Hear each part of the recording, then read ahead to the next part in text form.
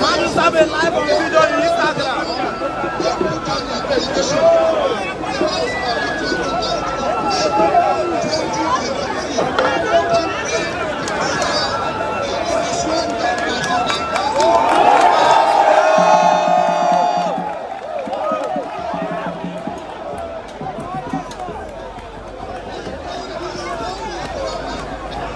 All these drama, where they are going?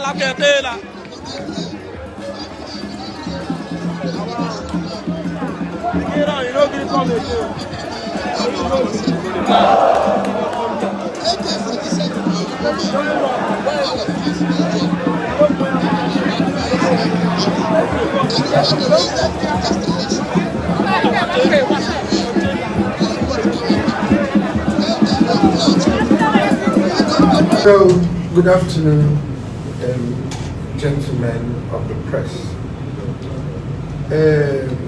Some weeks ago, we have a secretariat of the Social Democratic Party, the SDP, a purpose-built secretariat that was built by one of our stalwarts in Tai Local Government Area and donated to the party. When the place was being made ready for commissioning, the chairman of Tai Local Government Area wrote a letter to the SDP in Tai, citing Order 21 and Order 22 that decided to close the office, and the office was not to be allowed to commission. Else responded by saying that first of all, we said orders did not refer to party offices, and secondly, it was not the constitutional responsibility of the local government to either interpret or enforce any such order. And thirdly, the local government is a PDP local government, and this is an internal affair of the Social Democratic Party, and urged the local government to provide security for us because I was going to come and open the office at an appropriate time and place. So the day before yesterday, we agreed that we'll find time this morning to run to Tai to go and commission the office and put it to use. It was shocking to us when we started receiving reports that the leadership of PDP met and said that Senator Abe cannot come to Tai and that no office of the SDP can be opened in Tai. When I was told that, I laughed over it, because who is the leadership of the PDP is Barry and Ubakode. Those are people I know very well. I said no, I don't think Barry can say such a thing. It's not possible. They should ignore it. It was a thing of shock when last night we started getting reports that talks were being amassed at the local government council secretariat. And then in the early hours of this morning, they attacked the secretariat with gunshots, shooting, sporadic gunfire, with armed men and all sorts of dangerous weapons. Vandalized the secretariat, destroyed it, scattered everything, the canopies and the stage that had been set for us to come there to open the place were destroyed, vandalized. The music system and the public address system were destroyed and carted away. Everything was destroyed. And the chairman of the local government came to say that we were undermining it. He was talking to our leader in Tai, that we were undermining his authority by trying to come to his local government without his permission, and that he has spoken with the Commissioner of Police, and the Commissioner of Police has agreed with him that they should go and put a stop to our opening of the office. I spoke with the Commissioner of Police, and he assured us that the security had been provided. But these people went there and destroyed everything, and were insisting that I cannot come to Tai to talk to the people of Tai or to open the office.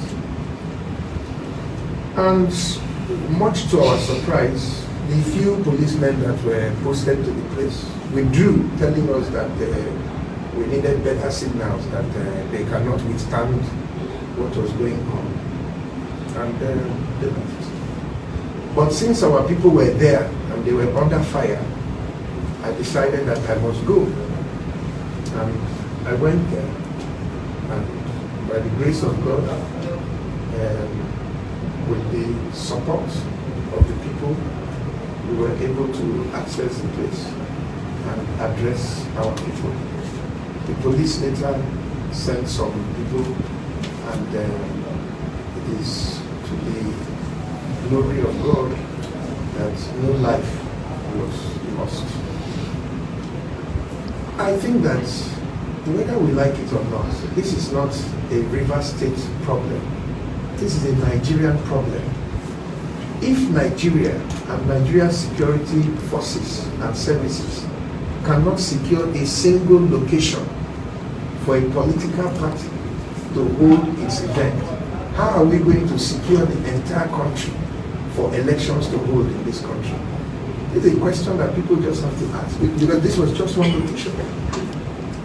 And all the actors in this drama were known. The local government chairman came there in person with the thugs, armed with guns and dangerous weapons, and telling people that the activities of another political party undermines his own authority, that he must give permission before SDP can hold an event in his local government. I don't know what section of the Constitution that is being applied in this manner, but I believe that the laws of the Federal Republic of Nigeria applies to everybody. And what is happening in this state right now is a situation of lawlessness, where it appears that people think that everybody else should be helpless, and even the state itself is helpless. I want to appeal to all leaders of the state and other political parties. I have said repeatedly, and I want to repeat here, that we will fight fire with water. So I'm not interested in promoting or escalating violence in this state. But all of us need to be very, very careful, because this kind of actions, this kind of recklessness, this kind of lawlessness, this kind of primitive approach and attitude to public issues and public events could lead to the truncation of this democracy if we don't all buckle up and rise up to what needs to be done. There must be security for both the party in government and for the opposition, for us to carry out our activities peacefully and lawfully in this land. If we are not able to do that, there's no point pretending that we are having elections, because an election is not an event, it is a process. These campaigns are part of the process of the election. So if you're undermining the entire process from the beginning, how do you now treat the election as if it is an event that will hold on one day? You know, so I have appealed to our members all across the state to remain law-abiding, to continue to document these incidents and bring them to the attention of the relevant authorities. But I want to say to all Nigerians that are charged with public responsibility that we are all citizens of this country. Today it is Senator Abe, tomorrow it may be you. So if we don't establish a culture of respect for our laws and establish norms of acceptable public behavior for those in public office, then anybody can be a victim tomorrow. That's just what I want to say about this incident. Okay, sir. Could it be that that they are being intimidated by maybe popularity or something? Could it be that? Well, they must have their reasons why they think this is a way to win the election. But what I know, and what everybody in Rivers State knows, is that on the 29th of May 2023, I will be sworn in as the governor of Rivers State. We will vote, and that will be the result. So there is no amount of intimidation, no amount of thuggery, no amount of violence that will stop Rivers people from coming out to exercise their legitimate rights under the Constitution of this country. And there is no amount of thuggery or violence or anything that will stop me from going to anywhere in Rivers State to share my message of hope, of progress, of freedom, of change with the people of this state. Because the people of the state know me and I know them. And so everybody knows that this whole thing is a charade. At the end of the day, Rivers people will speak and their voice will be clear. The voice of the people is the voice of God. So I don't think any of this drama will stop us from going to where we are going. But it is important that we understand that this is a country and this country is a democracy, and that we have an obligation while we're in public office to set acceptable standards of public behavior. If I were to be governor of this state, none of these things will happen. Nobody can do that if I'm here as a governor. Everybody's security, protection, and freedom in this state will be guaranteed and protected. Nobody can do this if I'm the governor. Nobody can do it to anybody if I'm the governor here. But this is happening because people who have responsibility to speak up have chosen to keep quiet in the face of obvious signs of institutional rascality. And it is not about Senator Abe, it is about the future of our democracy. I think Nigerians need to take notice of what is happening in Rivers State, because it can end up affecting the entire process in this country. Thank you very much.